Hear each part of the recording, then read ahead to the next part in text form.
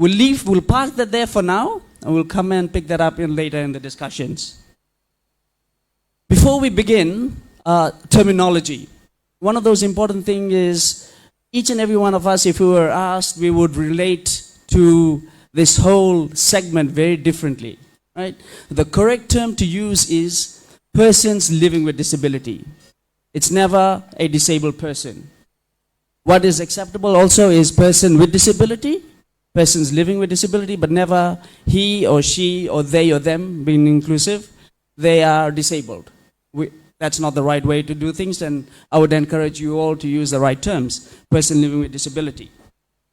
For today's scope, we will only discuss physical disabilities. There is hearing impaired, there is intelligence disabilities, or intellectual disabilities, so to speak. But for today's scope and today's discussion, Parasports is only related to physical disabilities.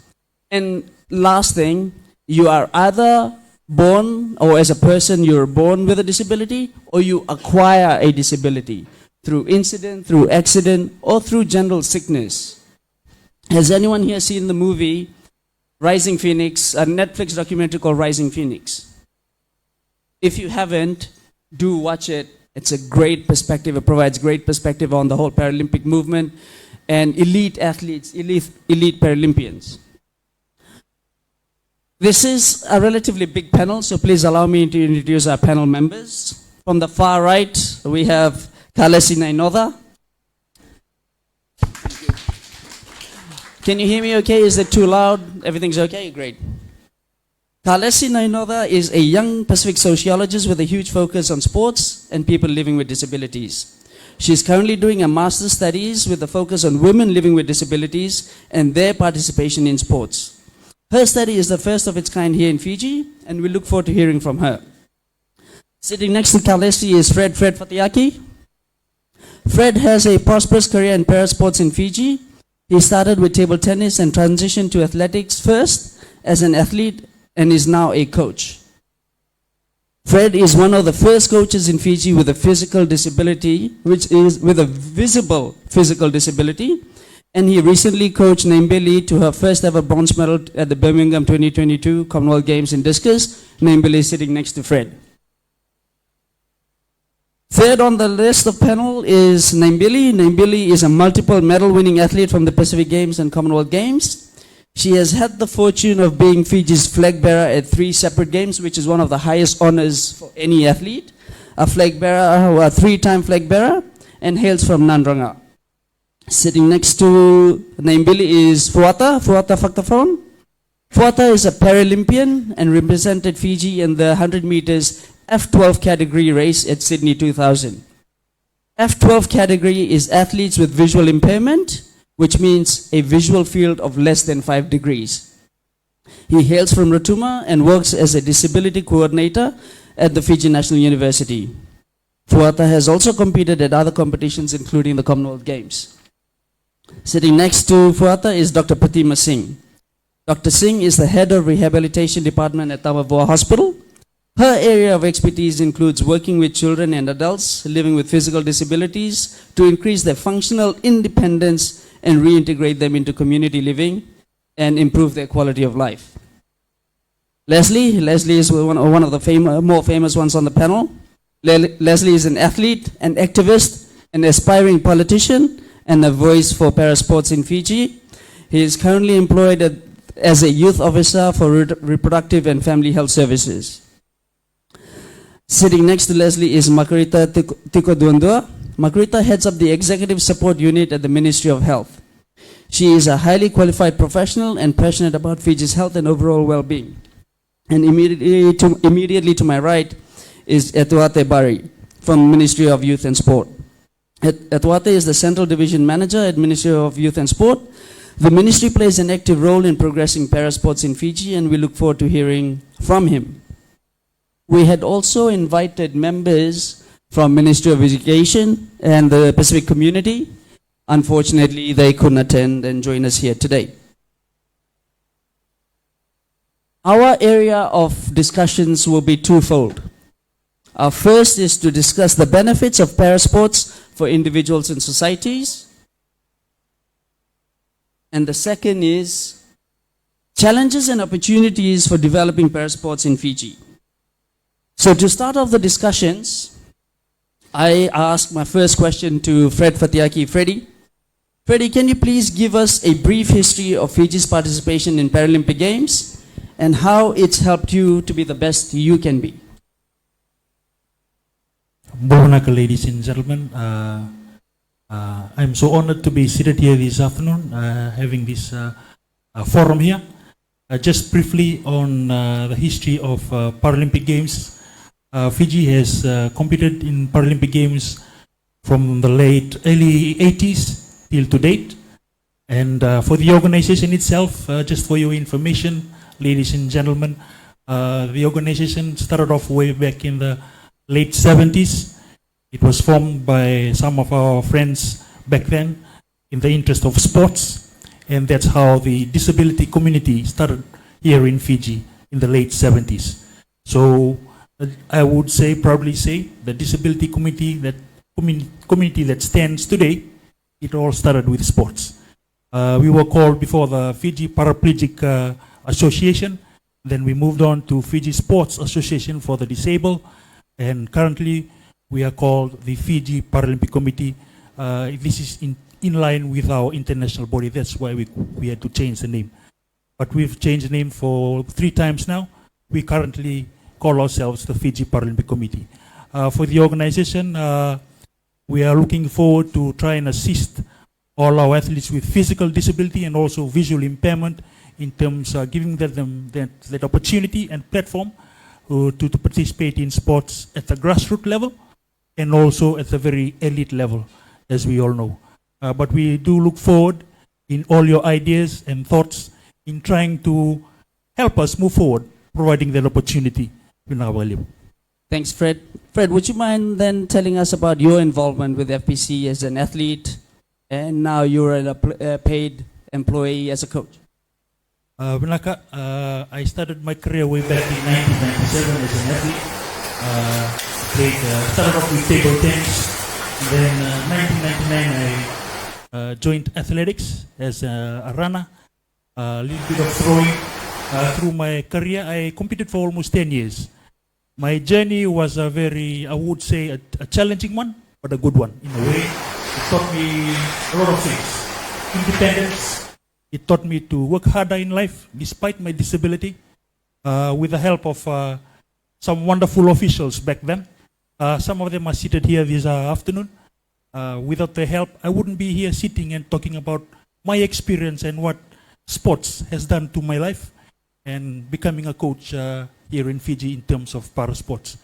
And I do look forward in trying to help upcoming coaches and athletes with disabilities to also follow my footsteps and also creating that opportunity, not only in sports, in job opportunities also and studies.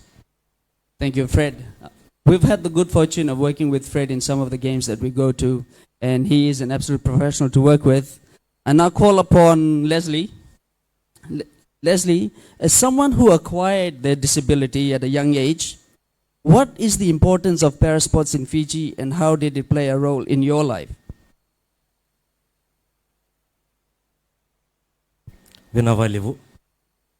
First of all, like I'll share the same sentiments with Freddie. I'm very honored and humbled to be invited to speak in this panel and to talk on experience of disabilities.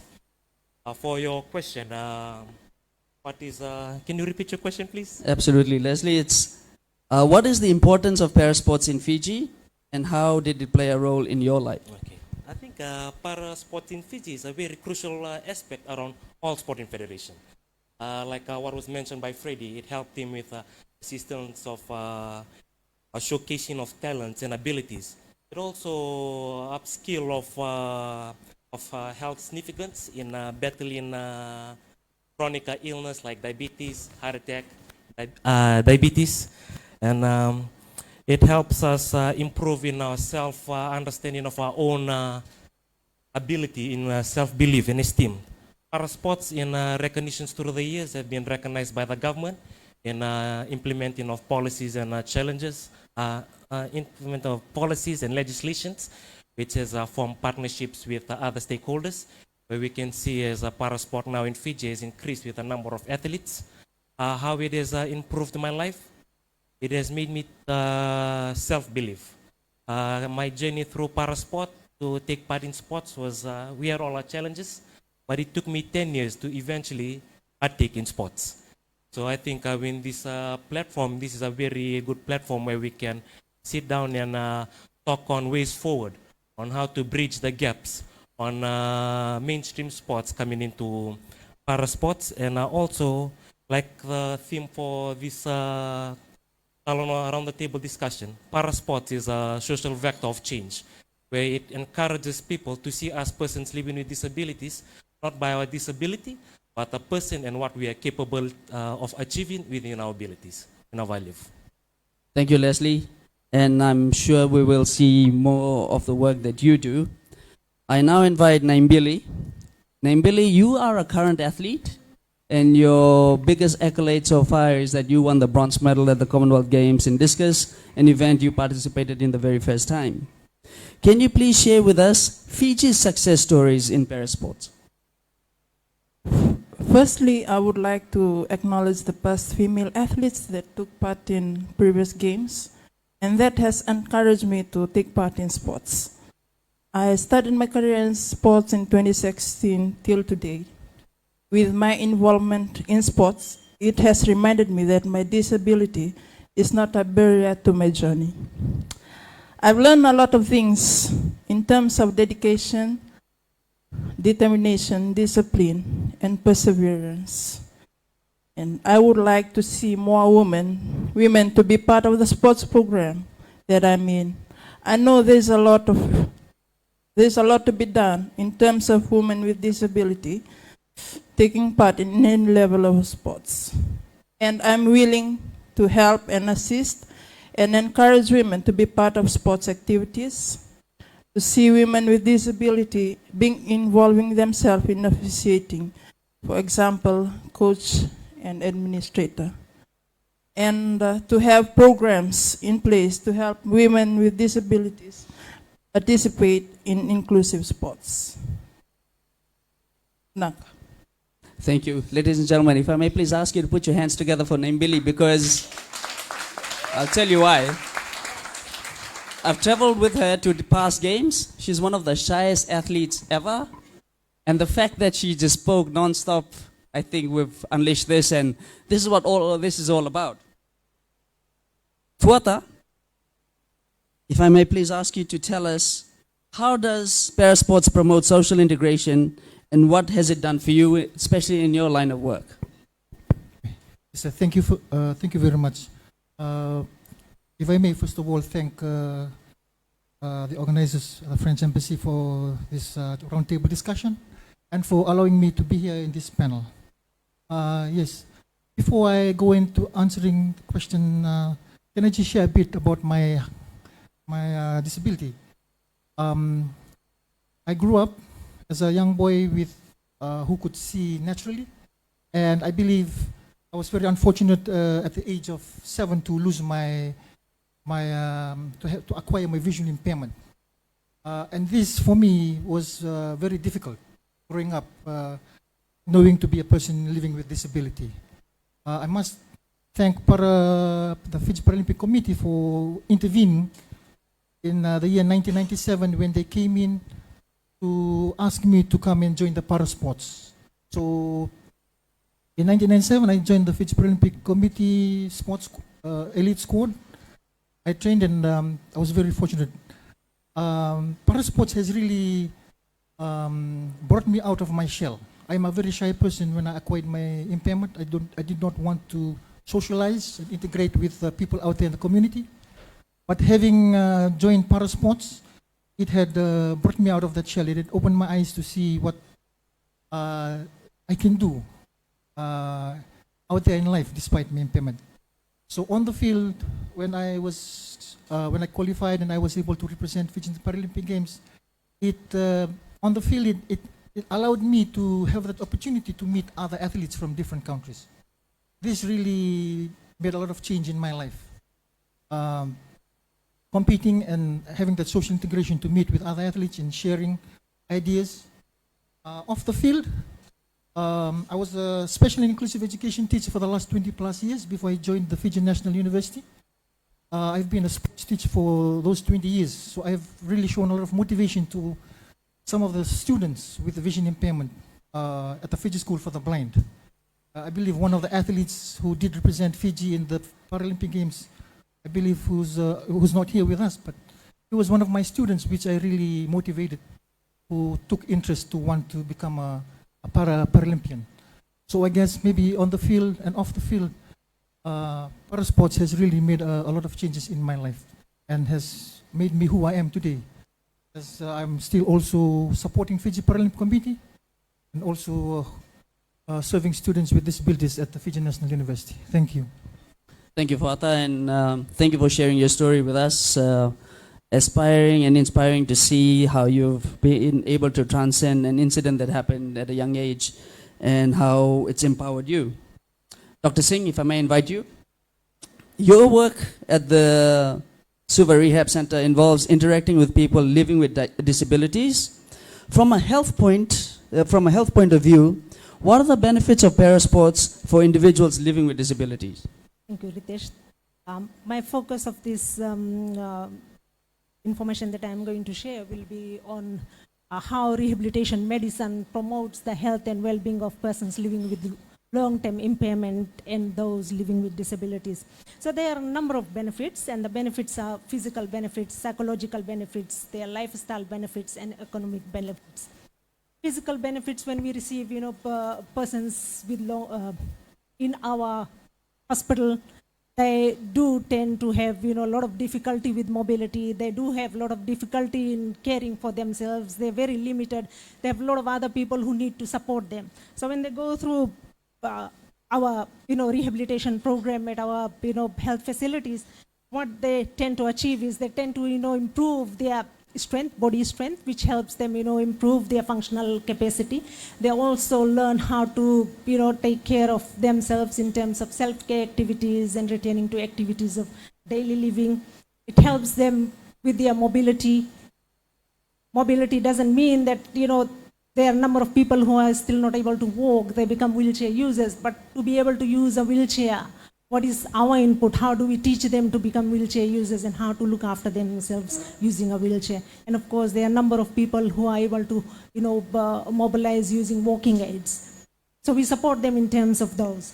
Then there are psychological benefits. When the persons, come to us, they do realize that it's difficult for them to understand what has happened to them. So when they go through this rehabilitation program, we, engage counselors, and we at the health facility also, speak to them about the illness that they have suffered, the catastrophic, incident, and what injuries has been caused, and what's the outcome, likely outcomes of this incident and injuries. And then, as time goes by, they're able to understand what they have suffered. They're able to build self-confidence, and eventually, they're able to, deal with their mental health situation and able to accept and then move forward in their lives. And then, of course, there are lifestyle benefits. In that lifestyle benefits, they're able to improve participation. Our ultimate goal is to, re-engage these people back into the community, assist them with their community living, and support them with a community lifestyle. So they're able to return to the community and live successfully in their homes. They're able to, reduce dependence. As I mentioned initially, there are a number of people, who are needed to support these people. But after going through rehabilitation program, they're able to, learn how to take care of themselves. So the need for caregivers becomes very little, or in majority of the cases, they don't need caregivers. They're able to do, do activities in their own time. Then, of course, it eventually, supports their return to activities. We subject them to a lot of, therapy programs. So while going through the therapy, it becomes part of their life moving forward, and that helps them to, continue with the active, lifestyle, and then it also supports their, return to sports. Those who have been active and those who think they can engage into sports, then they move forward. And the overall goal is for us to, to help persons with long-term impairment and disabilities improve their quality of life. In terms of economic benefits, they become productive members of the society. They're able to return to education, they return to work, and once they get paid employment, they're able to support themselves financially, and of course they're also able to support their families. One of the benefits that we experience, when persons have gone through rehabilitation medicine, is the cost benefit that the government receives. Because when they go through rehabilitation program, their chances of readmission is very little or to none. And then if they do get readmitted, then their length of stay is much shorter than when they would not have received, rehabilitation medicine in the program that we provide to them. So, they prevent or, reduce the cost on the health system. Thank you, Ritesh. Thank you, Doctor. It's great to hear of the good work that is being done by the Rehab Center. For the benefit of the audience, would you be kind to let us know what's the number of patients who come through? Are they incident, are they accident, or are they through lifestyle choices? What's the cause for them to visit your rehab center? What's the reason, sorry? 95% of the clients that we receive at the rehab center are either from, lifestyle choices or by accidents. There are very few, 5% or even less than that, that are born with disabilities. And I would like to share some statistics here. I have, in the last 3 years, from January 2020 to December 2022, in 3 years, we received 1,473 cases of amputees, spinal cord injured persons, and strokes. Only 3 categories that I'm talking about. And that's a large number. That's an average of 500 people. And these are new cases, like they have accessed our services for the first time, who have been rehabilitated by our department. And about 2/3 of the numbers that I have stated are amputees. So you can imagine it's close to 1,000. Thank you. Thank you very much, Doctor. Ladies and gentlemen, are you aware that Fiji leads or is in the top 5 in stats when it comes to amputations? Okay, we know that. Have you considered that because of these amputations, we are willingly contributing to our population of the number of people who now live with disabilities? And it's not because of an incident or something dramatic that happened, it's because of lifestyle choices. Right, so yes, we're aware of amputations, but 1,300 people in the last 3 years who who were able-bodied are now persons with disabilities, and a lot of them may be at a much later age, a much later stage in their lives, where parasports or a physical activity may not be the avenue for a better lifestyle. So if you have friends and family members and you know that they may be experiencing diabetes or NCD-related issues, please do please do the needful in terms of alleviating. Of doing good to others. My dad taught me mainly focusing on sports because he believed that sports was a way forward for people living with disabilities. Sports gave so much opportunities for men and women. Sports broke barriers. Sports was a way of socializing, bring about socialization amongst persons living with disabilities, and a whole lot of ideas around it. So that was why I was passionate to choose to focus my research on women living with disabilities in sports. Why? Because the spotlight is not on women living with disabilities in sports. When Dad was a former sports development officer, I saw that there was a lot done, and I acknowledge the work of the Paralympic Committee and the well-known Freddie Fatiaki for working with him as well, pushing sports as a way forward for persons living with disability. And another reason for me choosing this research topic is the lack of data, the lack of academic research data. And we all know that the importance of research in terms of policy making, the importance of research for identifying the particular problem, the importance of research to know the lived realities of the challenges of how women of what women are going through here in Fiji. And the other reason is sports as a way forward, like I've mentioned before. And all of these three reasons pushed me, and as a passionate advocate for parasports, I chose to focus my research on women living with disabilities in sports. And I cannot share my data because I'm still in my data analysis stage. But I must tell you that the experience that I've had so far as a first-time researcher in sociology, just being around these women has changed my life as an able-bodied person. As a self-proclamation, I know that I'm an able-bodied person doing research in disability studies, but little is known of the lived experiences of these women. We know the challenges, we know the barriers, everyone knows it, it's all in our fingertips, but little is known of their daily life routine. So I had the privilege and honor to be amongst these women. I interviewed them, I conducted participant observation, and all in all, my research was under an ethnography approach. So that is something very important that I would like to share with everyone here, the importance of research for Paralympic sports. And we hope that we continue to emphasize on the importance of research and for future scholars to focus on this, because this is part of the way forward for Paralympics here in Fiji, Vinaka. Thank you, Kalesi. I'm quite taken aback with what you've found so far and how much it's had an impact on you.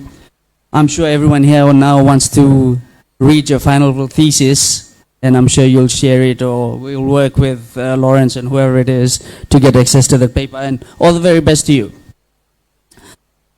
Having said that, I have a question, a follow-on question to Freddie, for Freddie. Freddie, how many women have represented Fiji in the last 20 years, let's say last 5 Paralympic Games, last 20 years? How many women have represented Fiji at the Paralympics? I think for the last 10 or 20 years, if I recall, if I'm correct, one was in, I think so far there's only 2. In Athens 2004, Sarote Few, and the latest in 2016, Mary Roden. In that case, from my side as a coach, there's some ups and downs. I'm also finding it hard to get in women to participate in sports as my role as a coach. Nothing is impossible.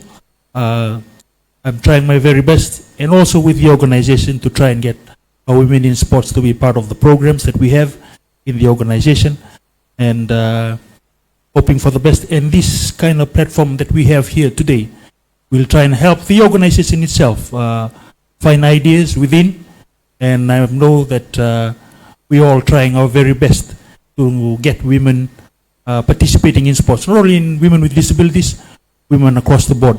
But so far, with that question, Ritesh, 2004 and 2016. Looking forward to 2024, they have another one there.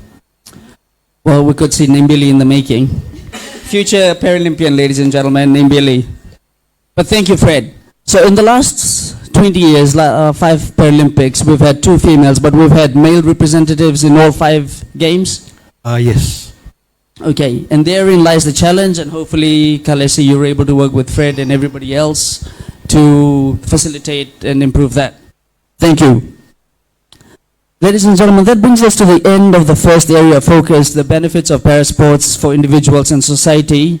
And you would have seen that we have panelists who were either born with a disability or acquired a disability, but it didn't stop them from being the best they can be and they could be, and then the work they're doing for not only for themselves but for their community. Have you enjoyed the session so far? I'm not too impressed. Maybe I'll need to ask that question again. You've enjoyed the session so far? Thank you for helping me. Okay, so we now go into the second and juicy and the meaty part of the discussion, which is the challenges and opportunities for developing parasports in Fiji. You would have noticed that my two colleagues sitting next to me, government officials, now get to speak. And my first question is for Margarita from the Ministry of Health. Margarita, please tell us about this new policy or framework that has been developed, and what does it do to address challenges, opportunities of people living in disabilities in Fiji? Thank you, Ritesh. Ni mbulare participants. Thank you, Your Excellency, for the French government for hosting and coming up with this panel of discussions. Hearing the other panels, I thought I might not have anything to contribute with excitement that has been put forward by my rest of the panels. If you look, Dr. Pratima has actually talked about and wrapped up the disability medicines in terms of rehab. Most of us, when we talk about health, we talk about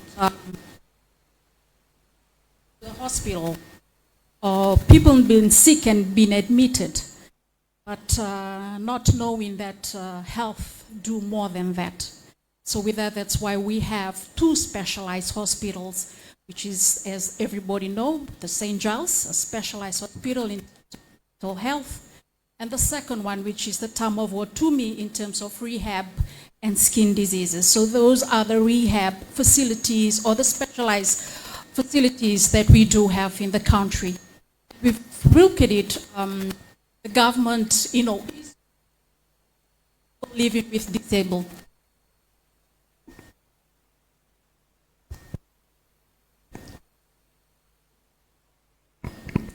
So there's a lot that has been done. Even in the ministry's strategic plan, we have a 5-year strategic plan. And in a strategic priority, number 2, it has rehabilitations and people living with disability in that. So the plans are there. There are action plans, and that comes under Dr. Pratima and her team. Thanks for Ritesh. The plan that Ritesh is talking about, it's called the National Disability Inclusion, Rehabilitation and Health Action Plan 2023 and 2027. So when you talk about inclusiveness, when you talk about sports, or you talk about anything in general, that's the beauty of health. It does not discriminate. It does not leave behind anyone. It includes the whole society as a whole. The universal health coverage states no one is to be left behind. So that's an area of why health is a beauty, because everybody is included, even in the plans that we do. So for the documents that I've just stated, it paves the way for increasing the scope of disability and rehabilitation services and aligns the ministry's commitment to the SDG 3 goals. So we do not work in isolation. We ensure that we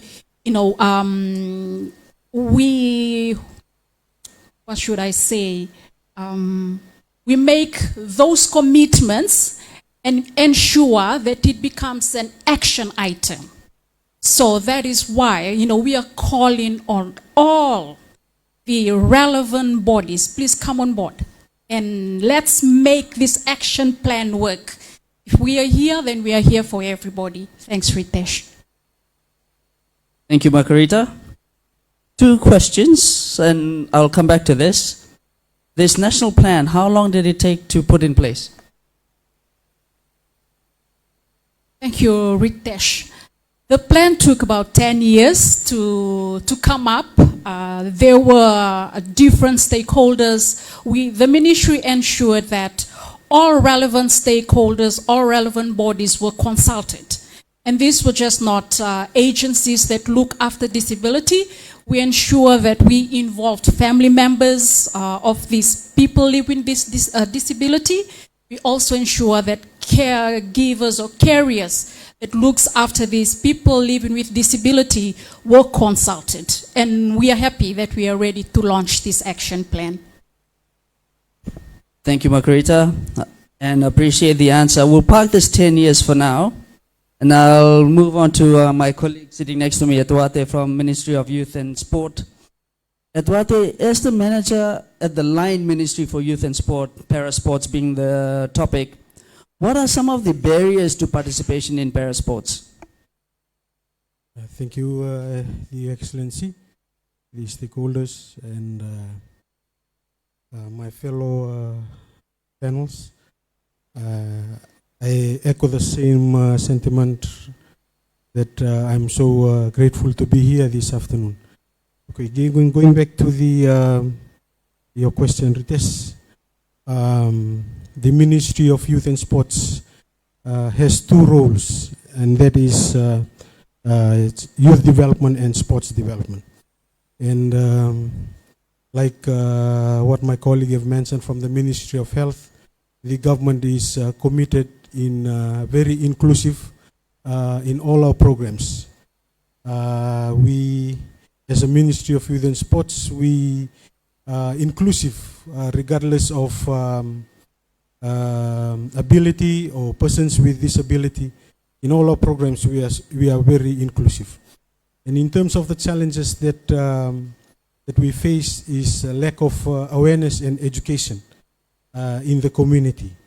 We have seen that there is less or lack of acceptance from the community in terms of people living with disability. And also, in terms of to be specific, people living in the community, they do not know that there are programs that the government gives out that they can be part of it, especially the parasports. Similarly, many coaches and officials and other stakeholders in the sports community may not know how to adapt to these coaching and training methods to meet the needs of athletes with disability. That is one of the challenges. Another one is the physical barriers. Physical barriers in terms of sports facilities. We have found out that not many of our sports facilities are accessible to our persons with disability. So that is one of the area, and also this may include the entrance of any sports facilities, the restrooms, and other viewing areas where people living with disability can be easily accessed and also enjoy the opportunity that is given. And another one of the third barrier is financial barrier, and that is participating in sports can be very expensive, and this can be especially true for athletes with disability who may require special training equipment. And those are the areas that our ministry is looking at in terms of financial barriers. And we have the normal ones, that we have the cultural and the social barriers that we have. People with disabilities may face discrimination and stigma, and that's let's say a mechanism where you participate in sports. I know the Fiji Paralympic Committee through table tennis, badminton, athletics provides an avenue, but it would have been good to know what happens within the school curriculum, what's happening within schools to facilitate for that one student who may be in a particular school. But collectively, we've heard that. We've had a lot more amputations or whatever it may be, so absolute pity that we don't have their input. But question for Leslie and Fuata. From an athlete's perspective, what are the challenges and opportunities for developing parasports? Is there games for students living with disabilities at intertertiary, which is FNU? We'll come back to Fuata for that. But Leslie, what are from an athlete's perspective, what are the challenges and opportunities for developing parasports here in Fiji? Thank you. There's a lot of opportunities. If only we can abide by the law and the legislation that is being passed, the rights of persons with disabilities. And for stakeholders, when they serve, to serve everyone, not just able people, but also persons with disabilities. Because when we go in partake, this is our uniform. When we finish playing sports, we come back, we take off the uniform of an athlete, we are still a person with disability. It's different from an able person. When they go to work, they wear their uniform as a doctor, as a police. But they can take off their uniform. So there's a lot of opportunities, but one of the challenges is I acquired my disabilities and going to a prominent boys' school, mainstream school. There was a lot of challenges where teachers did not know how to interact. Like I mentioned first, it took me 10 years to search for sports to partake. There was a lot of sporting federations. I knocked on their door, but there was a lot of neglect and silent treatment that was given. But it did not stop me from my passion of taking part in sports or just staring from the window at home and look at people in the community taking in sports. I wanted to break that change in a community to show them that also a person with disabilities can take part. So I went and started asking around. That's where I met Freddie in 2000 and where I started joining sports in 2017 and 16, but I acquired my disabilities back in 2002. My leg was amputated on Christmas Eve. I found out on Christmas Day. But I'm thankful of trying to go into joining sports. It had a lot of its challenges with attitudinal barriers, and but I believe if only people had that human dignity in providing that human service to everyone, and not wearing that lens of being judgmental, and only showing your service is unconditional to if it's able or disabled or whoever is, because we have that right to be treated equally. The platform is there for opportunities where we can all form networks with the disability sector and resources. We talk about funds and the like. This is being said for how many years now? A lot of stakeholders meetings I go to, there's a lot of these issues. But the question I have is, when will we start? Are we going to wait for another kid who acquired a disability for 10 years to take part in sports? When will we open our hearts and eyes and minds to reach to the bottom-up approach for people to serve them? Or we are just there for work, getting income, and going back home? So that's why we are very passionate to fight and to voice out challenges.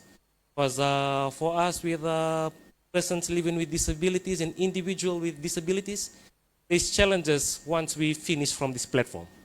It's just not from in sports, but the environment as a whole. But I believe through working together and networking together, and I thank the Friends Embassy for providing this platform, we can, it all starts with a Talanoa session, but there's too much talk, but we have to implement, walk the talk. It sounds more like a tokenism and a charity approach, but we have to use that human rights approach where we can actually develop an individual or a person to live their full potential. Thank you, Leslie, and I appreciate you mentioning the sense of urgency, which is one of the points I was going to introduce, but I'll come to that.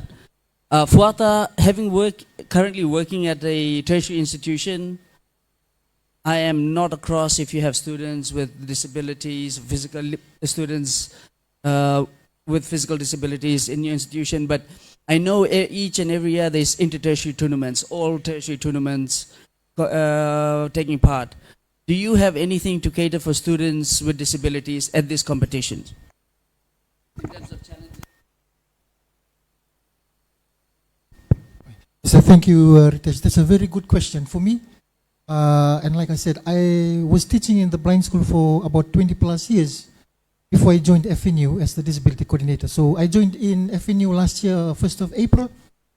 And some of the challenges that I saw, that I felt that, I saw that at the Fiji National University currently, there's a lack of awareness in terms of disability.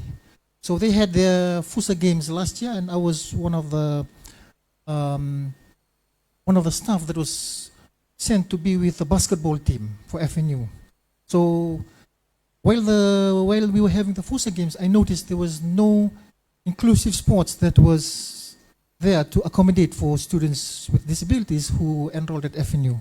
So that is one of the challenges. This just 2 weeks ago, I organized an inclusive sports clinic at FNU, and I'm very thankful to the Fiji Paralympic Committee, Mr. Freddy, who's sitting here. He is one of the facilitators, plus Special Olympics Fiji and Deaf Olympics that were also there, Mr. Vanesio, who came to conduct the 2 days inclusive sports clinic. So I'm hoping that this year I will push that while we're having the FUSA games for persons without disabilities, we can also have a inclusive sports tournament for students with disabilities enrolled at FNU. Thank you.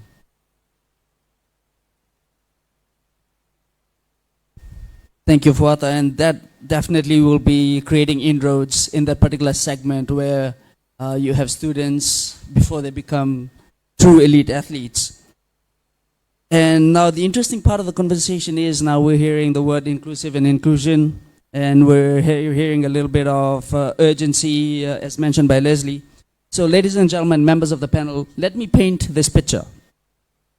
The Paralympic Games started in 1948 by a Jewish doctor who escaped Nazi Germany, and became a full-fledged games. So 1948, he started these games with 16 athletes, and it became a fully fledged games in 1960 in Rome. So we have 60 years of Paralympic history. Fiji and the world has had persons living with disabilities for far longer than that. Would you agree?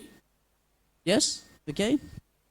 Currently, we have 49,209 persons in Fiji living with physical disabilities.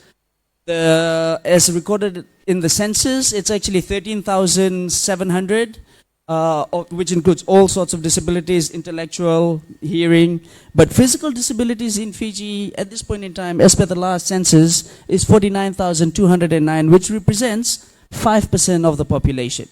Right? So 60 years of Paralympic Games, far longer history of disabled persons living with disability in Fiji.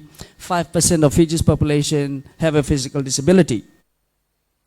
And yet, 49,000 people, and yet our infrastructure, let alone its sporting venues, hospitals, transportation, are severely lacking.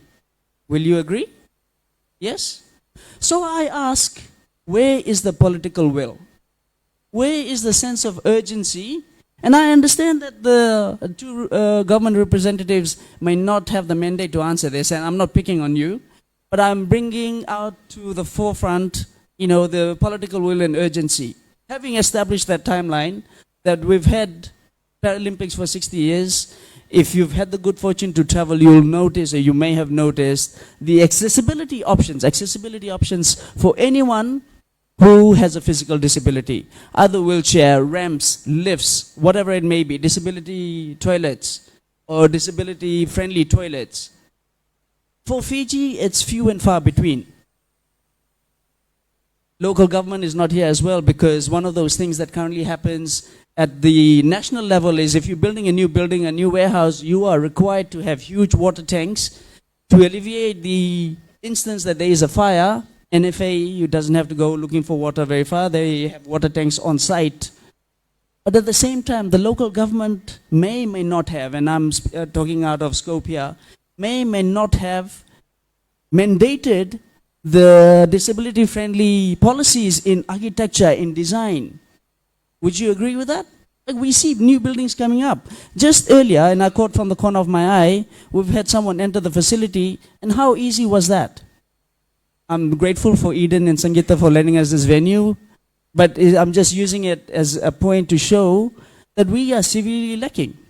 So a question is, and I would ask Kalesi first, with having nothing to really get out of this and you're doing your study out of interest, would you like to comment on the lack of political will and the urgency that is needed in Fiji, and what is the first thing we could do, or one thing we could do quite easily to alleviate this issue?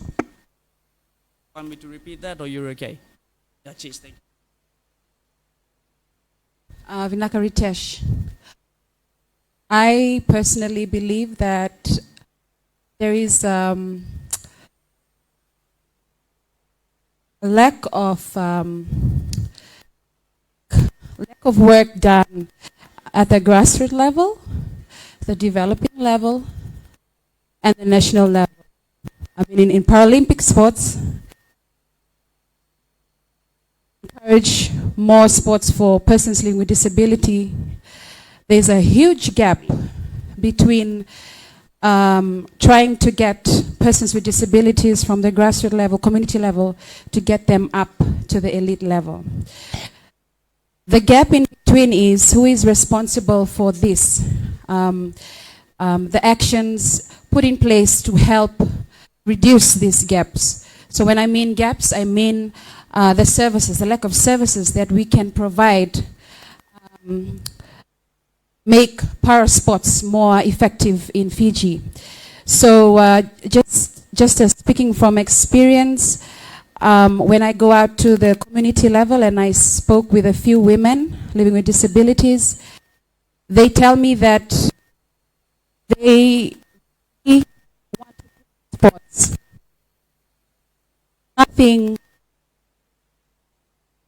opportunity, the lack of opportunity, the lack of awareness, someone going right down to the community level to get them up. Not just, okay, let's play, but look at the potential, pick it up from there. Okay, who do we see from here? Okay, let's take this person to this organization where they provide more opportunities for the capability of a person that can play table tennis, archery, and the other sports, athletics, field and track. And it needs to go up. But there's a huge gap in between. That's something that I noticed while conducting the research. Naka.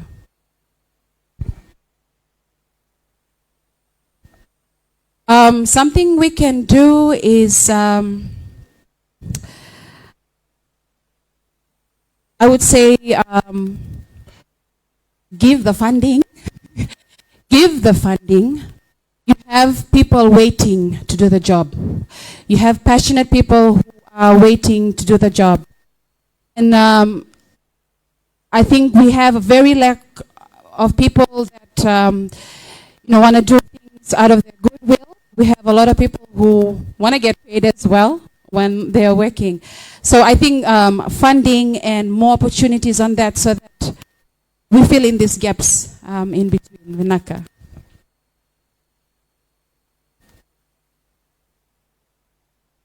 Thank you, Kalesi. And I understand it's an issue all across in every aspect. But I appreciate your response. I asked the same question in terms of not political will, but the will of the community, will of the organization, will of the athletes, in terms of the urgency for Fred and Naimbili, as current coach, current athlete. You're the only athlete that we have, potential Paralympian in the making, and we hope to see you go to Paris. Would you speak of the political will in your experience as someone who's current in the system right now?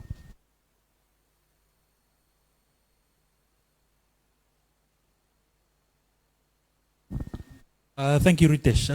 Yes, I'm currently with the organization. I agree with Ms. Kalesi Nainova here. There's quite some gaps within the journey itself as an organization. But from what I see and what I have in front of me is to try and get, I would say, the right supporting mechanism in terms of manpower, and also in assisting the young athletes for its programs for the organization. We're also looking forward to see, as an organization, branching out to our various 5 sporting bodies. We are currently working with 5. We're trying our very best at the moment to try and establish those 5 first, and promote the sport of Paralympic sports to them, and we'll move on from there. But all in all, there's some ups and downs within the organization. We're trying our very best to make sure that this platform will help us grow the organization and also create an opportunity to our stakeholders to be part of the journey into trying to promote the sport from the very grassroots to the community and to those who are going to represent Fiji at the very elite.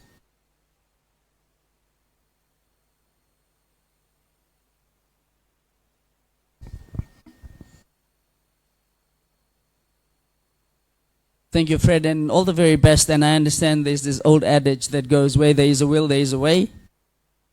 But it's what Leslie had said, you know, we need to really be forefront and lead this, because our infrastructure, our transportation is not conducive to mobilize our population, and because we are not able to mobilize them, we're not able to really enhance Parasports, right? So we can have a lot of discussions around this, but one of the other things that I wanted to raise, and this was the first question asked to the audience, was the Paralympic gold was our first ever gold for Fiji. Not celebrated with the same oomph and emphasis that we celebrated the Olympic gold, the rugby gold. So my question to the panelists today is, how can we increase public awareness and understanding of parasports in Fiji? Right, knowing that we've won a medal, our first medal, wasn't celebrated. It was, but not to the magnitude that the rugby sevens was. No one took sick leave. We didn't get a public holiday and things like that. How can we increase public awareness and understanding of parasports in Fiji, and what strategies have been most effective in promoting inclusivity and acceptance? Atwate, would you like to comment? Thank you, Ritesh. From the Ministry of Youth perspective, we agree that education and awareness is a key. And in all our programs, we have include part of programs going out to people living with disabilities. This may includes our youth empowerment programs. In our youth empowerment programs, we have 6 modules, and then every modules we have include sports. And all our youth empowerment program is very inclusive. When I say inclusive, is inclusive of people living with disabilities. Also, we have specific training to people living with disabilities in their schools in Brown Street, Suva. Yes, we do facilitate those kind of trainings to address challenges that in terms of awareness and education. Also, we have other programs in schools, running in schools. It's called the Duke of Edinburgh International Award, and this includes people or persons living with disabilities. So when I say education and awareness is the key, that is one area that the Ministry of Youth is doing to address challenges in terms of awareness and education. Thank you, Atwate. Yes, can you hear me? Is that? No. Okay. Appreciate you saying that about. Is there any monitoring and evaluation done on that? I mean, the ministry is definitely doing some good work, but how do you know the traction or the success rate of this education and awareness? It's a very good question, Tess. When we involve monitoring and evaluation, it's always been a challenge for the government. But yes, all government programs that we roll out in the communities, we do monitoring and evaluation. To ascertain the impact of the programs, we always do monitoring and evaluation. And that is something that we see that it's a great need, still a need that we need to do more awareness and education in the communities, especially some of our communities, they do not know that there is sports available to athletes or with disabilities. This is the areas that we need to focus on in terms of delivering our programs into the community. And yes, Ritesh, it's a challenge, but it's also one way that we can ascertain the impact and the success of the programs that we roll out in the community. Not to be too picky, sir, would you have any stats, any numbers? It's okay if you don't. Okay, that's okay.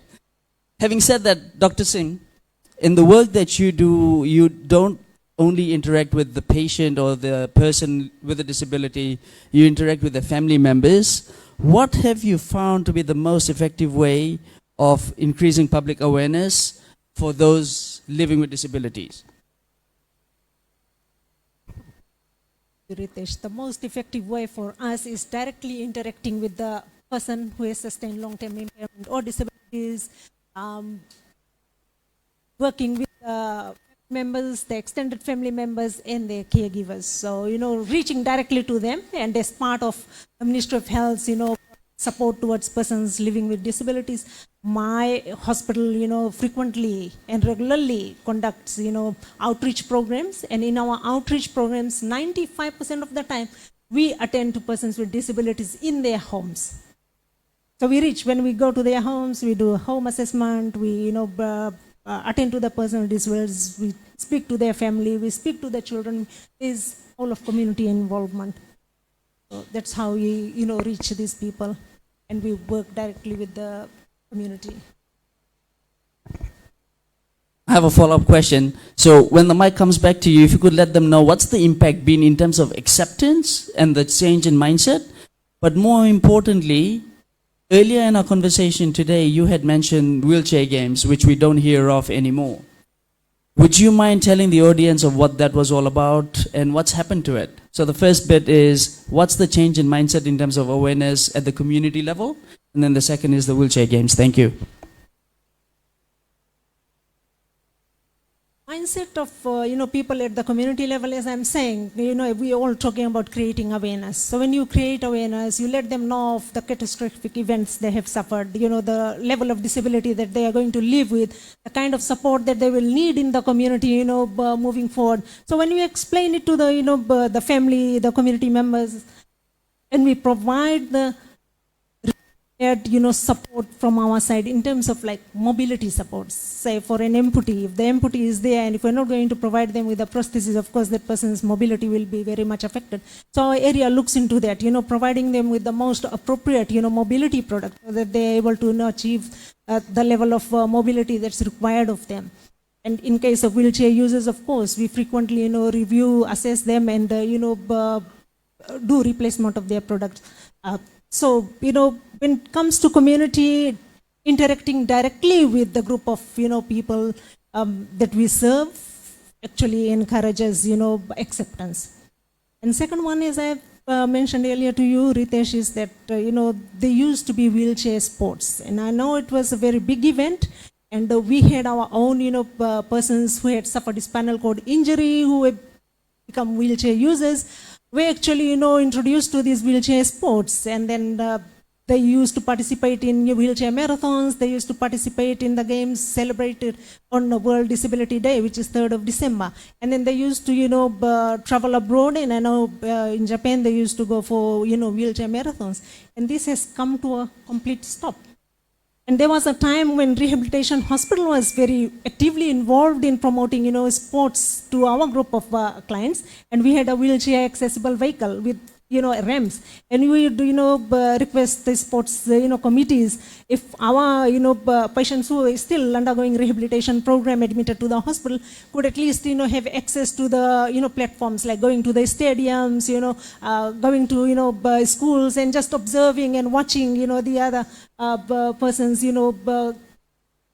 playing sports. So that encouraged them. And we were there to support their, needs, whatever they came across. And, and there were other people who were supporting our activities, like we engage external stakeholders. And they would, promote sports into, our programs. And that was, they were really very actively involved. But a time has come that it's just disappeared and we're left without it. Thank you, Dr. Singh. And let that paint a picture in the sense that we don't celebrate our Paralympic medal the way we do as able-bodied medal. We've had the whole vanishing of a whole wheelchair segment, whereas at the Paralympic Games, you have about 6 or 7 medals available just for wheelchair sports. Not only that, but there's wheelchair rugby, wheelchair basketball. But in Fiji, let's say the last 3 years have been challenging, but over the last 5 to 7 years, there's no mention of wheelchair sports as such. So, let that be a wake-up call. I mean, we're bringing all of this in the forefront to people listening and the change makers, whatever it may be.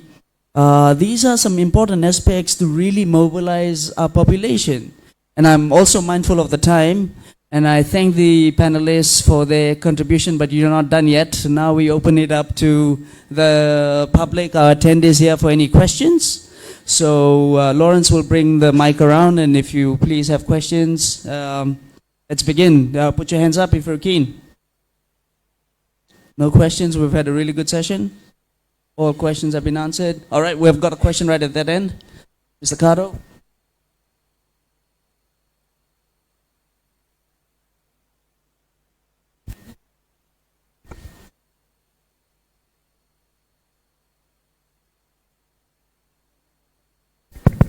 Yeah.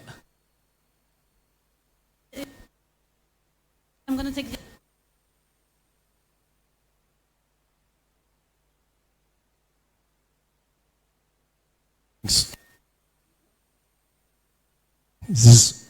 Thanks, Ritesh.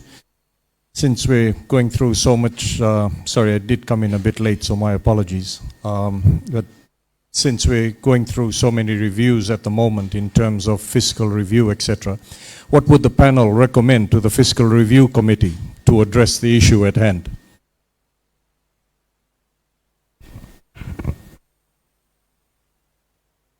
Is the question aimed at a particular panel or just in general? The question from the floor is, there's a few fiscal panel reviews in place. This panel here, what would you recommend for review or inclusion? Margarita? Thank you, Mr. Cardo. Thank you, Ritesh. We've listened to the panel, and one of the things that are coming out is about stigma, about communities. And I think for plans such as Parasport to make an intervention into the society or the communities, we need to localize it and get it into the culture. It's the culture, it's the barrier. We have to localize Parasports looking into culture. What I'm saying is, the Itoke culture, you have stigma, you have the Ratuman, the Indians. So how do you make Parasports looking it into the culture? And that might be very friendly when you're giving out or you're taking your plans out to the communities, localizing it, rather than getting something that is from an international level and you're trying to localize it, it will not work. There's stigma already in there. So how do you get culture into it? And when you look at sports, we talk about sports being an entertainment. So look at Parasports. And when you look at Parasports and you say, we've talked about health, we've talked about well-being, we'll talk about inclusiveness. So how do you make Parasports as an entertainment as a normal sports? So those are the questions that we can always put into the review, the physical review committee. And for that, you're not just talking about someone that can go to the Paralympics and take part or the Olympic, but how do you make this person be able to take part in active sports, being a well-being in terms of a physical able person, be able to contribute back to the society, be able to contribute to a family. So when you take Parasport, probably you might also want to include on what this person or people disability can also contribute in terms of the site, in terms of well-being. Thank you. I think from my end, it's very simple.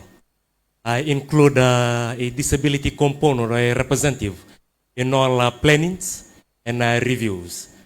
Just to say something, we look at the SDG goals. The theme is leaving no one behind. But to achieve this, we can build forward smartly measured with inclusion, and that's we can leave no one behind. But if you include a disability component in all reviews in planning, I think then we'll leave no one behind on planning stages, on reviews, and we can better upgrade our services to everyone here.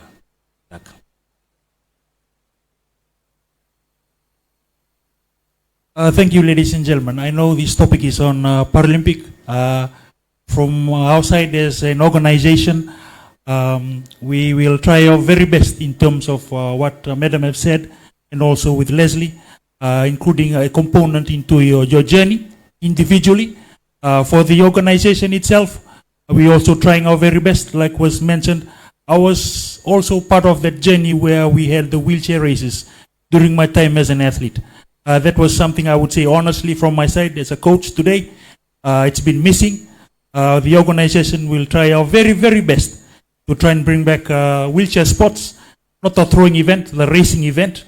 It also goes with a lot of expenses, buying wheelchairs for those who doing wheelchair races. But yes, as an organization, we will try our very best to make sure that Parasports will be like the Sevens rugby in Fiji. And we hope for the best. And with this platform, I would like to take this time to thank the French Embassy. And we do look forward for a wonderful journey for everyone in terms of sports here in Fiji.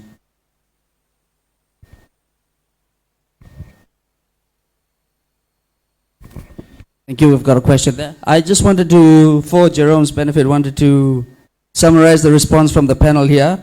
So it's basically to contextualize and incorporate nuances of local culture, include a rep in all planning meetings, and bring back wheelchair sports.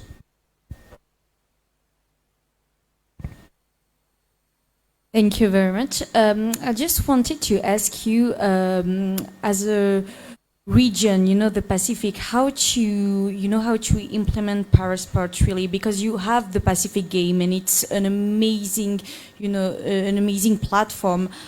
Wouldn't be like a good idea to implement Parasports into Pacific game? Is it something that you've discussed together as a region? Or yeah, that was one of the questions. Freddie, if I may. Thank you. So at present, the Pacific Games and the Commonwealth Games are becoming inclusive, where in the Pacific Games we had about 4 sports that included parasports along mainstream sports. So when Team Fiji travels to these games, you've got athletes of able-bodied and persons with disabilities as part of the one team under one banner. It is only when it comes to the Olympic Games that you've got separation. But with Brisbane 2032, 10 years or 9 years from now, there are conversations, and this is a very high-level conversations about the possibility of replicating what Commonwealth Games is doing in terms of having some parasports as part of the main competition. So that's already underway for the Pacific.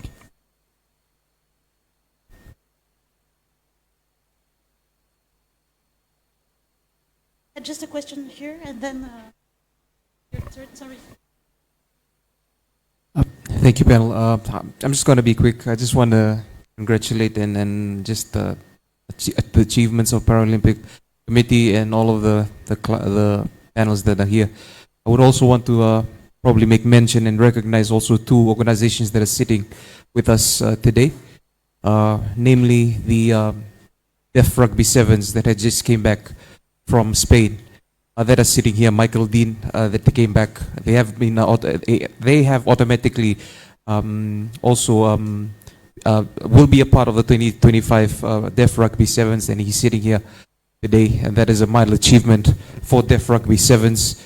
Thank you, Mr. Michael Dean, and also to our Special Olympics intellectual disabilities field. The 3 masters, the 3 coaches here that came back from Abu Dhabi in 2019 with 17 gold medals under the Fiji banner. And that is a mild achievement. My question, probably my suggestion, and also just I would say an advice, is there a mechanism that is in place in order to see children with disabilities, intellectual disabilities, and all these para-athletes coming in and also merging with the journey coming into Paralympics and being a part of the big community in the Olympics, because that's one thing that I see that is lacking, and it really breaks my heart as a person with disability to see that most of these children with disabilities that are achieving these such great achievements that are not being put in the limelight, which they should be. because they're going under the local banner blue. Just to see the mechanisms that are in place or what could be put in place in terms of putting together the sporting agencies for disability, to see that children with disabilities and intellectual disabilities are coming in and being merged into the Paralympic Committee. Okay.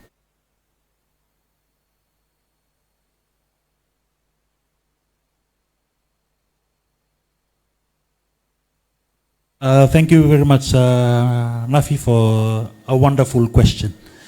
A great question. From the organization's point of view, the mechanism we're trying to put in place, we've been doing it for a couple of years back, 5-6 years ago, doing talent identification to visit our special schools. We work closely with our special schools. We have 17 special schools in the country, all over Fiji. For Fiji Paralympic Committee, that's where we try and identify and get opportunities for children at the special schools. And also in the pipeline, we're trying to involve ourselves with our DPOs to try and create programs and also to go out into the community and try and see what we can bring from the community with the different abilities that we have out there and opportunities. And we'll try and put it in such a way for them to go their pathway. Some may not reach the Paralympic, but creating that opportunity for them to be part of a sports activity or programs in the later future. Thank you. I just wanted to add on to Freddie's comment, because when I was a school teacher at the Fiji School for the Blind, I can still remember 5-6 years back, I was part of the organizing committee that usually organized the national Fiji National Games. I can remember when back in those days they organized the games, which includes schools, students from different special schools, and also members from the different organizations with disabilities. I believe that we need to bring this back. Bring back the games. We can include both the schools as well as the potential athletes or potential members from the organization for persons with disabilities, so we can identify, the students as well as the athletes who have potentials to represent Fiji in the future games. Naka. Thank you. That was a great comment, and we congratulate the Rugby Sevens team and also Special Olympics. And I did see you come in, but one of the things we had put out was a disclaimer that today's discussion is only about parasports. However, good to know that FPC is already working and thinking about that for inclusion at its mostest. Thank you. Thank you, Ritesh, and congratulations to the esteemed panelists. Very, very impressed. My question actually been answered, but I'd like to add a follow-on from Jerome's question to the Fiscal Review Committee. Yes, I definitely agree you need to have somebody there. And I stand for women empowerment. That person must be a woman. Thank you.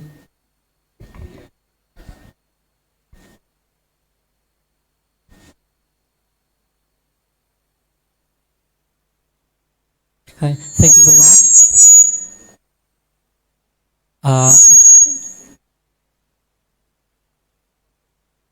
Okay, thank you very much. Just like to I'd just like to ask one question. This is from Diabetic Hub Center. I'm a cardiac medical officer at Diabetic Hub Suva. This is in regards to our patients. Actually, many of cases we receive amputees on daily basis. They are our patients.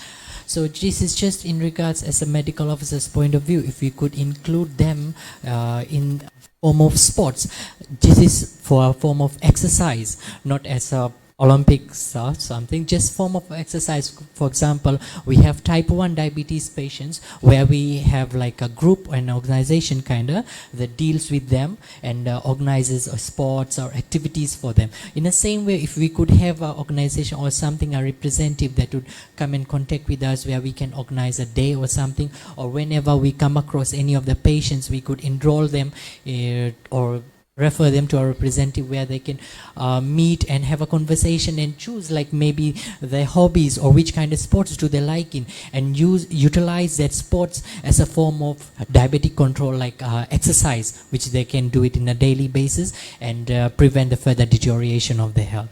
That's just a question, and also if you're willing you can always work with us. Thank you.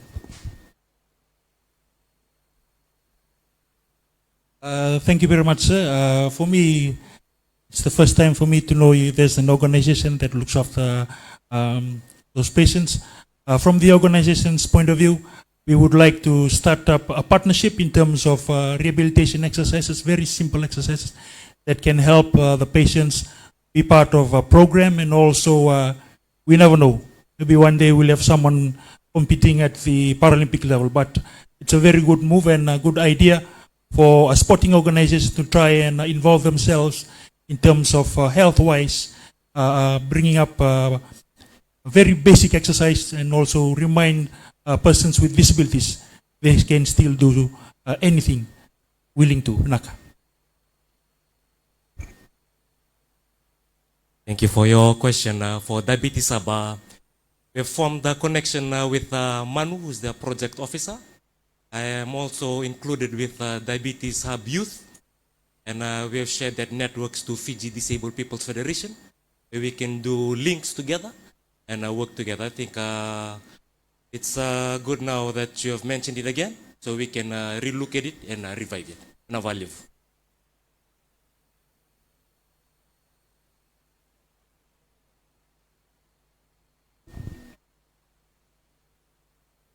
Hi, I'm just wondering how many national rehabilitation centres are there? Are they just in Suva? Are there some in the west, up north?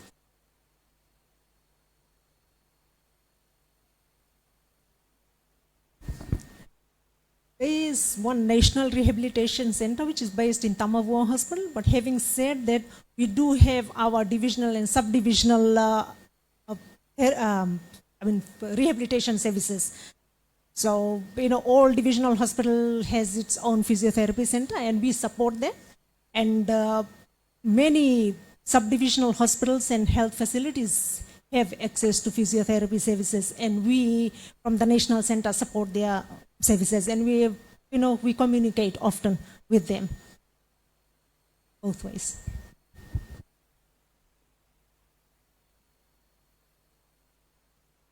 And leading on from what Dr. Pratima had said about the rehab center, 2 weeks ago we've signed a subsidiary arrangement with the government of Korea through KOICA. I'm talking about in terms of the government commitments. So they'll be rebuilding a national rehab center.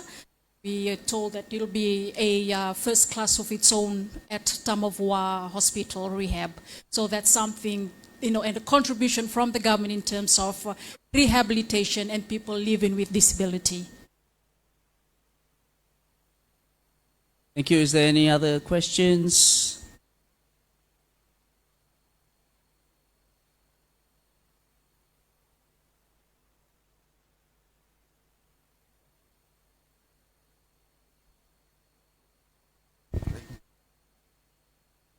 Thank you. It's not a question, just a comment. First of all, I would like to thank the panel that are here this afternoon for the wonderful work that you've been doing towards persons with disabilities. As I'm just listening to the conversation that has been going around, I believe that much has been done for the disability space in Fiji. I think the only thing that we have to do now is to have a proper coordination, and we have to hit the right, what can I say, the right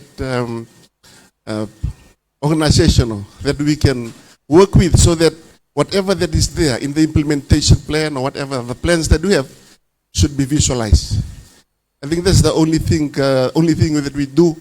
And also when we look at donors, the stakeholders, that is something that also we can work with them so that we can properly coordinate. Sorry, just for, I represent the National Council for Persons with Disabilities. And for us at the Brown Street Complex, we have our OPDs that are there. We have different organizations from different disabilities. We have our interpreter here for the FAD, Fiji Association for the Deaf. We have the UBP, United Band of Fiji, SIA, Spinal Injury Association, and we have a Psychiatric Survivors Association and other organizations that are there. So for persons with disabilities that they would like to be involved in sports, I think it's only proper to come through their, the impairment, different impairment that they have, to come through those organizations, so that they can also they can link themselves up with Coach Fuata in terms of that on the Paralympics. And for us, I think for us here at the center, at the council, I think we have a big task to do. We have the government machinery, we have the government focal point. So we are the government machinery. We have the EDCOM Advisory Committee on Sports. So I think that is something that we need to be strengthened. Just listening to the conversation that has been going on, discussion, I think that is something that we will look into in trying to get and to coordinate all the sporting body facilities together, so that we can work together for the betterment of persons with disabilities. And lastly, just to comment on any review, there's a slogan that they always say in the disability space, disability sector: nothing about us without us. So when you talk about us, you involve us. So that is something that we would like to do. We can have plans, we can have whatever that we can put in place, but we don't have anything there from persons with disabilities. Because for me, I'm an able person. And for me to explain something on Nafi is a wheelchair user, it will be a different thing, because Nafi is the person he'll be the right person to explain things on that. So that is something that I just like to share with us, and please, we'll work on that on the advisory com on sports, and also you can come around to the complex. We are there at the NCPD complex. We can come around there or to speak to us and to talk to us and work with us in terms of helping persons with disability in the sports space in Malacca.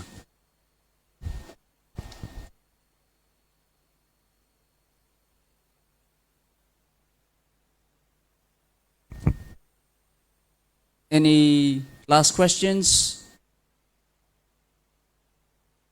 There's one there.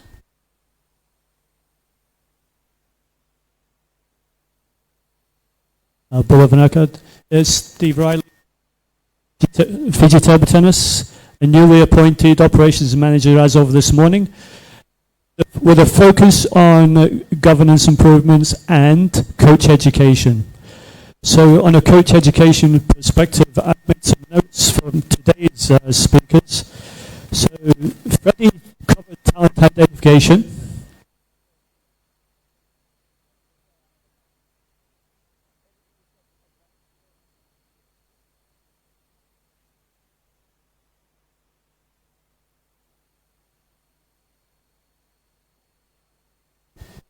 Testing. Okay, better.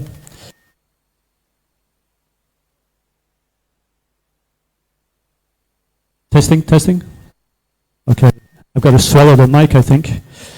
So I've been making notes throughout the presentation from our experts, and coordination was one of the subjects that I'd highlighted, so that's been already covered. And Freddie talked about talent identification. That's one of my expert areas from my sport. And actually from university studies, it's talent identification across the board, every sport. It's something. Is there a... I've got a loud one. Yeah. Otherwise I can shout like a military officer. Okay, is that better? Okay, so going across some of the key points here, Freddie covered talent identification, but talent identification was mentioned earlier about the key being coach education or teacher education, being the key.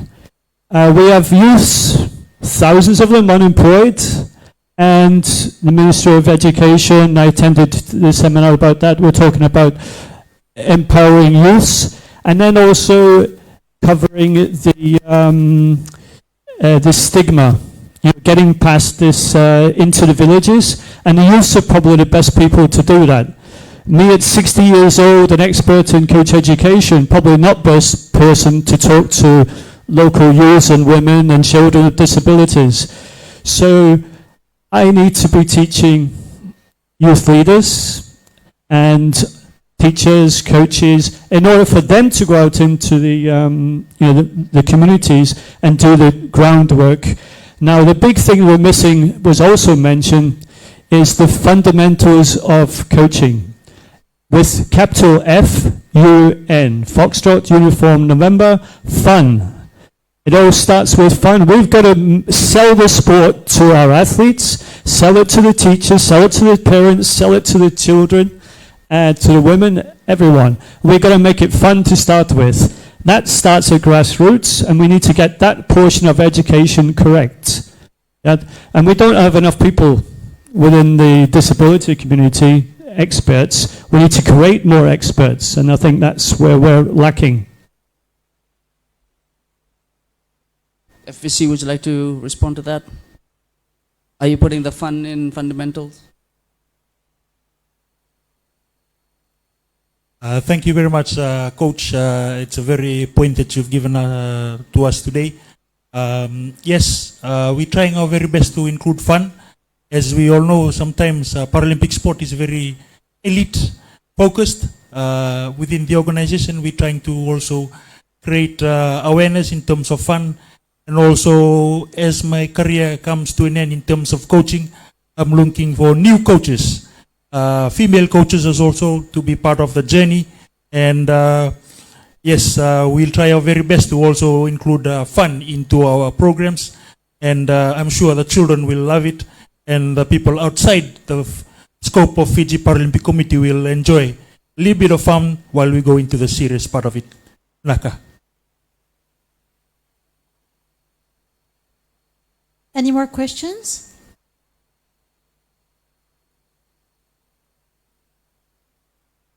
No?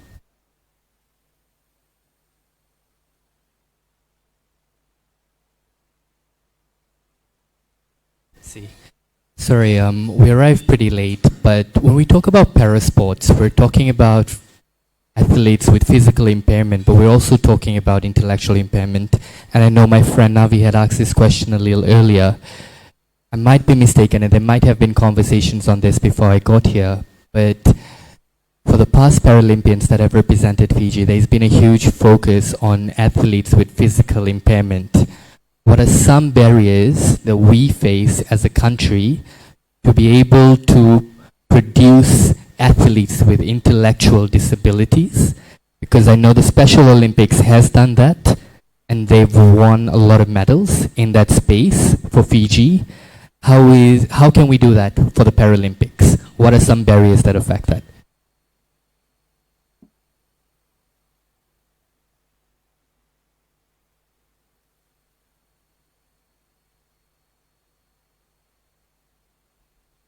Thank you very much, sir, for the question. I guess from the Fiji Paralympic side point of view, we used to have, we also have categories for intellectual disability to be part of our program at the very elite level. That's the Paralympic Games. And we are trying to start to implement that. I guess during my time, I didn't have athletes with intellectual disability was part of my journey. But as we go on through the years, in the IPC international legislations, we are also including intellectual athletes to be part of the Paralympic Games coming up in Paris. I think one of the categories is F20, if I'm correct. That is one of our plans to also work with Special Olympics to try and include intellectual disability to be part of our team to Paris next year. So it's in working progress, and we're hoping to continue that work, creating opportunities for intellectual disabilities at the Paralympic level of competition. I hope that answers your question, sir. Thank you. Any more questions? One more question.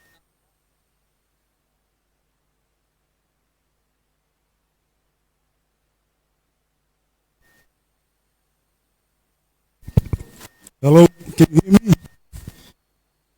Okay, thank you. Well, I thought we'll just contribute. We're from Ocean Hospital. We sit right at the back here, so I thought we just probably contribute before we leave.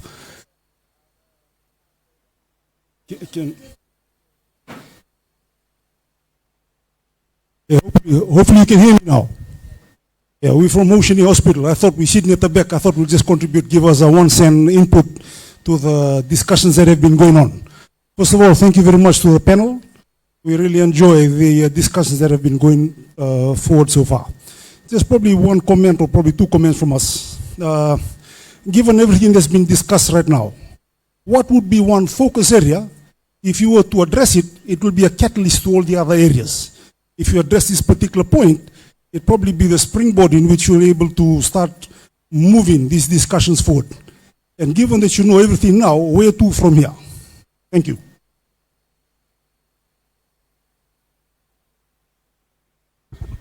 So, question from the floor. It's one focus area as a catalyst to improve all other areas, and where to from here?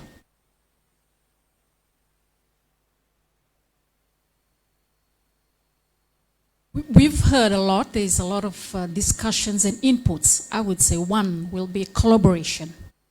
We are in a room where all the relevant agencies are in it. So it's just how you sell your action point or strategy to the other agencies. That's the beauty of having such panel discussions and getting all the relevant agencies into a room. It's just collaboration.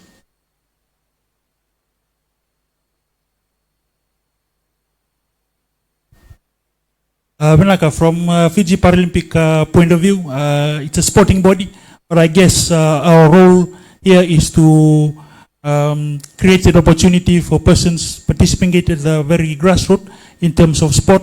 I think for us as an organization is to try and work with the right focal point in terms of health, in terms of participation, in terms of working with other sporting bodies. For us as an organization, we'll try our very best to see that our very stakeholders, we must stand together and try and provide that program at the very grassroots and at the very elite. In that sense, we hope that in the near future that we will, from this panel, we'll try and sit again, maybe down the line or maybe end of the year, to review all these discussions that have been said and to see how we have gone through and what we've discussed today.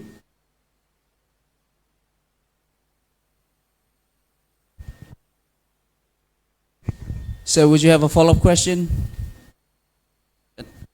I'm mindful of the time. Is there any more questions from the floor? Sorry, one more question.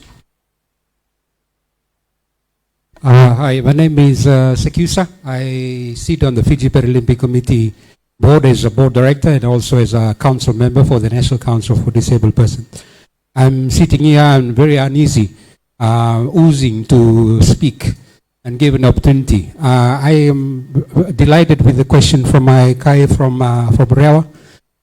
It only takes a Rewan to know another Rewan. So the question is unlocking. I think a catalyst, or some people call it the 2080 rule, opening the one single target that will have a multiplier effect on others. Sitting as a board director for Fiji Paralympic for almost 5-6 years, we've explored all options, even training. I was privileged to be part of the talent identification framework, where we draw people from grassroots up to the podium level, where it's a professional setup.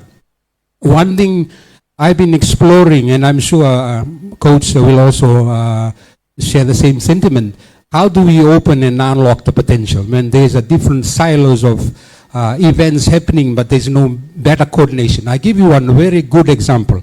There's a news story going on in Fiji Village at the moment.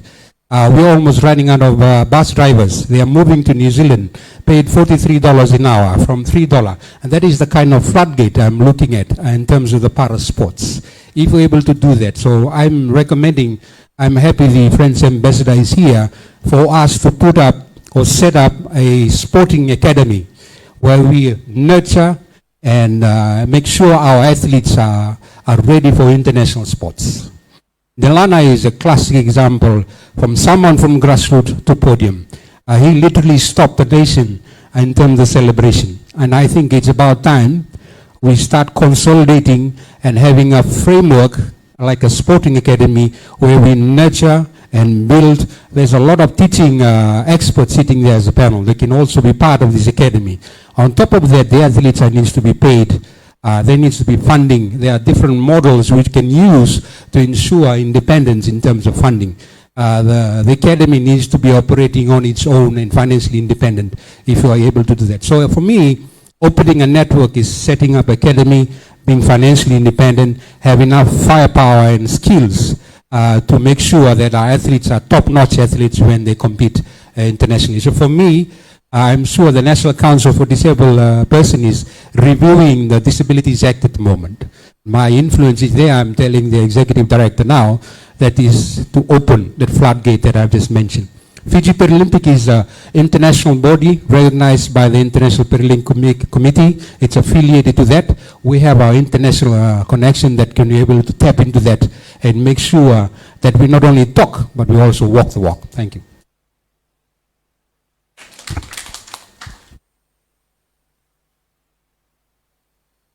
If there's no more questions, ladies and gentlemen, today we've discussed the role of parasports as a vector for social integration.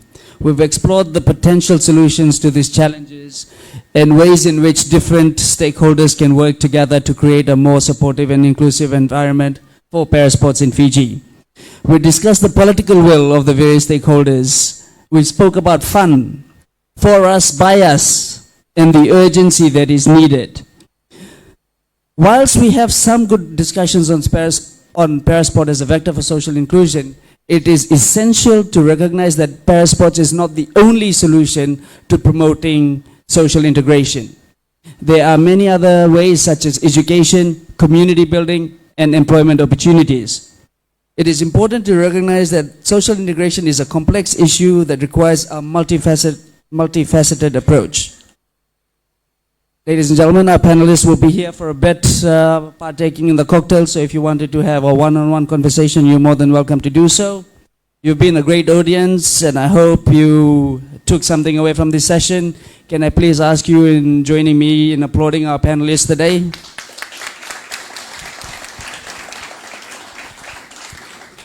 Thank you, and a big thank you to the French Embassy for hosting this session and trusting me to moderate this important topic. Thank you all.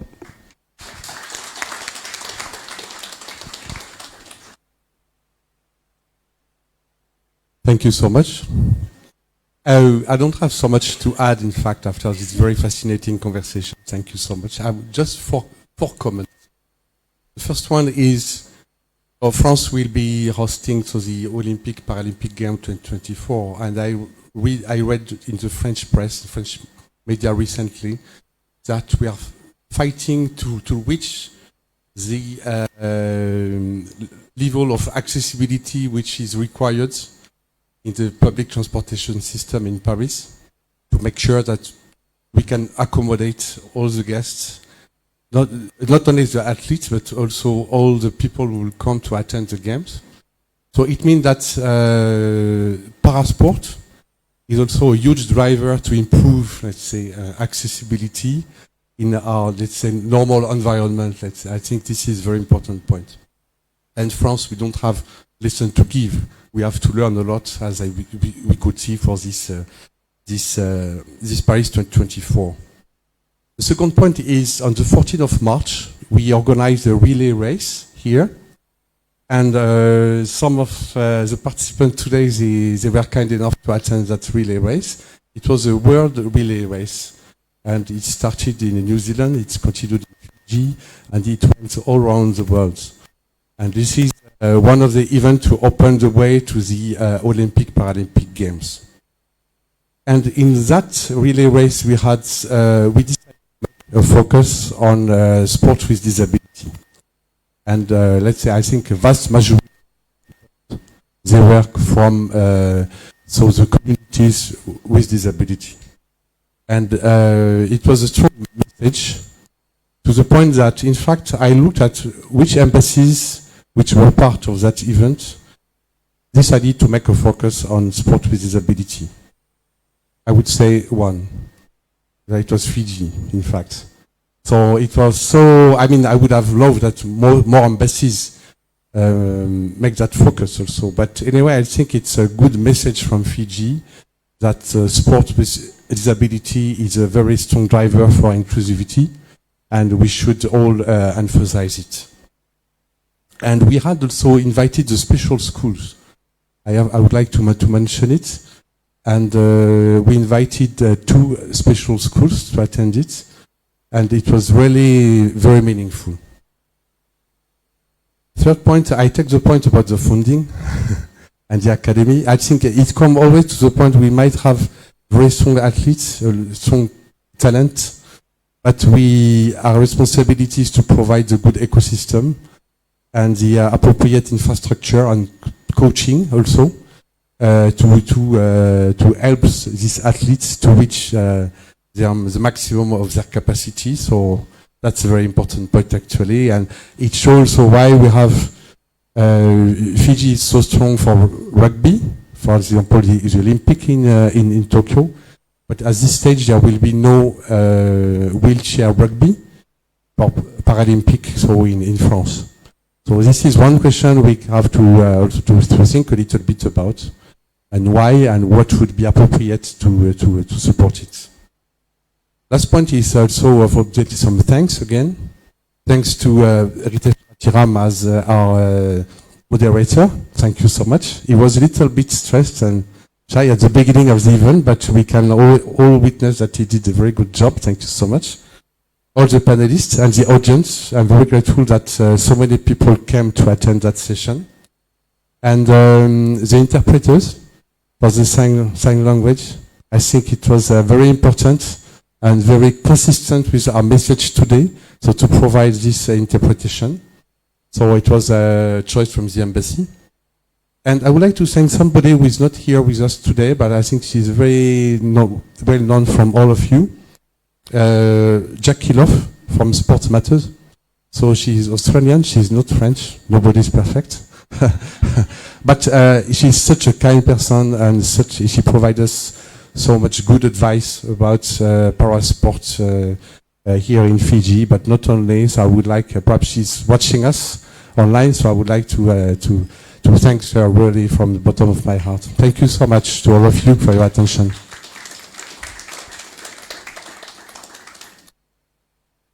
So now we have the possibility to continue this conversation with some food and some drinks just next door. It's the end of the microphone, I guess. Thank you.